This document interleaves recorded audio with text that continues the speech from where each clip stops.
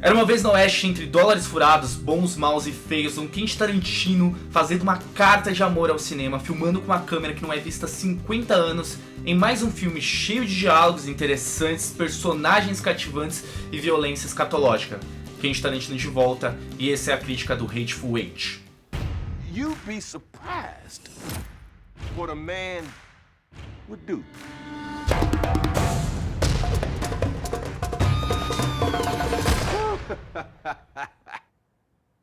Starting to see pictures, ain't you?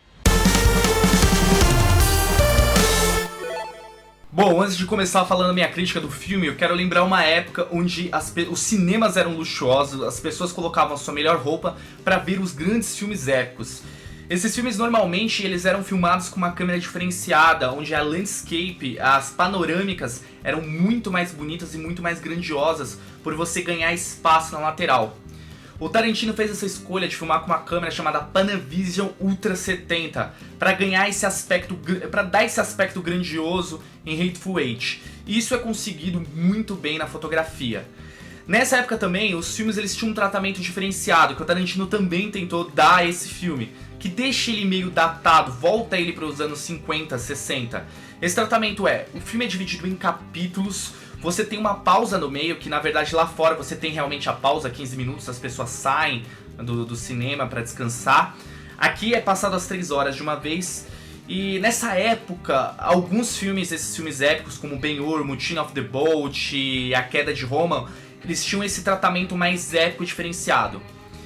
Essa é uma das coisas mais interessantes desse filme, porque o Tarantino ter filmado com essa câmera e ter aprendido a filmar com ela. Existem inclusive alguns textos que eu vou colocar sobre algumas dificuldades que o diretor de fotografia teve por causa dessas câmeras e a maneira que a lente delas funciona.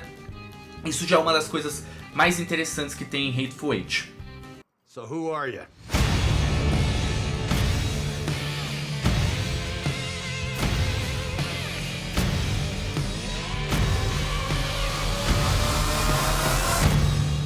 O personagem do Kurt Russell, John Hurt, ele tá transportando, escoltando uma prisioneira, a prisioneira Daisy, para a próxima cidade para ela ser enforcada.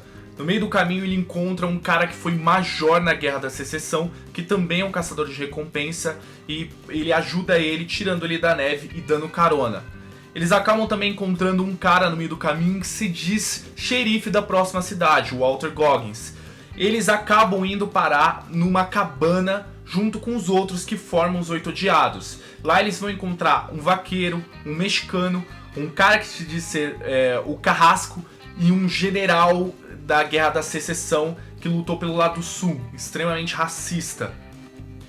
Com essas personalidades extremamente contrastantes, esses personagens diferentes, vão tendo os diálogos cada vez mais ácidos, criando tensão entre eles.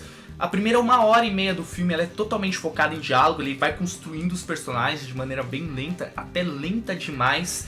E tem um dos melhores monólogos do Samuel Jackson, o monólogo dele é incrível, é extremamente espetacular. Como eu disse, o filme ele tem uma pausa no meio. Você percebe essa pausa porque muda radicalmente de clima e vem uma narração em off explicando: olha, nos últimos 15 minutos os nossos personagens estavam...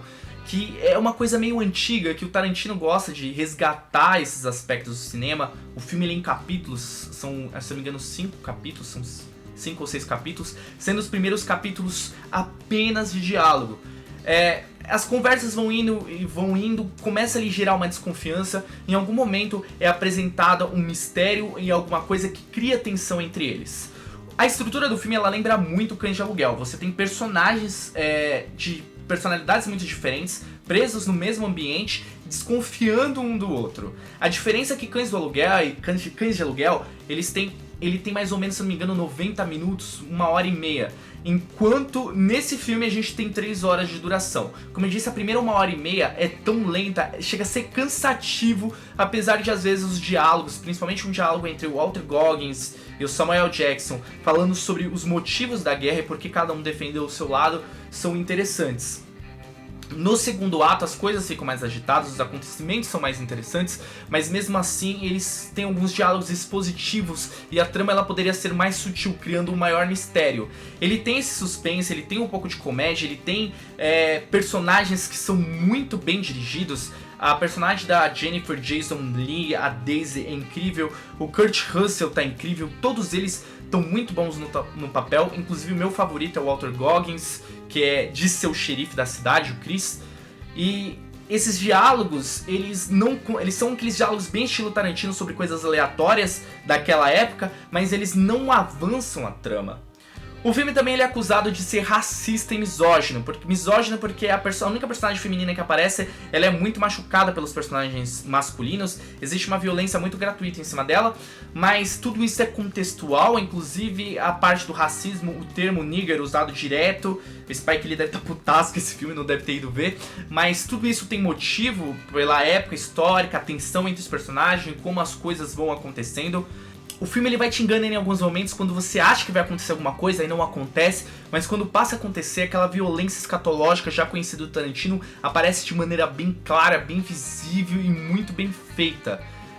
Sobre a fotografia do filme, como eu disse, foi filmado com uma câmera Ultra Panavision, que é uma câmera que foi usada em filmes épicos, que você já não vê mais ser usado no cinema, e você ganha as laterais. Você ganha mais espaço nas laterais. Eu tô colocando aqui a diferença entre o formato anamórfico widescreen que a gente tem e o formato da Ultra Panavision, que você ganha esse espaço. O que é interessante nisso é você notar a direção de fotografia, direção de arte, figurino, maquiagem, tudo isso é muito bem feito, o visual do filme é muito bom. Então é um filme que ele foi muito bem pensado no visual para ser filmado dessa forma. Só que assim, quando você pensa que o cara escolhe uma câmera que ela é um landscape, que ela é mais comprida, eu achei que ele ia filmar mais cenas em planos abertos. Isso não ocorre. A maior parte do filme se passa em um plano fechado, dentro da cabana, numa locação só.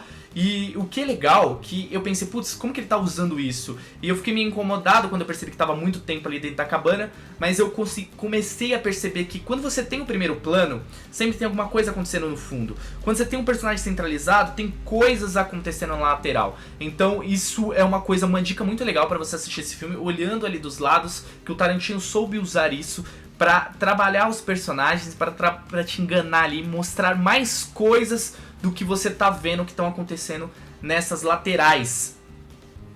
Vale a pena ver o filme ele é bom, tem coisas que eu não gostei, mas ainda é um filme interessante pra ser visto, principalmente por causa do formato, da direção de arte, mas eu acho que é um filme cansativo, e 3 horas no cinema, sem esse intervalo, não vai com sono, senão você vai dormir. Se você espera aquela narrativa mais acelerada do Tarantino, esse é um filme muito mais lento, muito mais arrastado. Bom, essa foi minha crítica dos 8 Odiados, Hateful Eight. Se você gostou dos minutos que passamos aqui junto, se inscreva no canal, dá um curtir. Se você puder compartilhar com seus amigos, isso ajuda o canal a crescer. Se tiver alguma coisa pra comentar, comente. Eu não gostei tanto do filme, mas se você gostou, fale porque gostou, vamos discutir, vamos conversar sobre isso.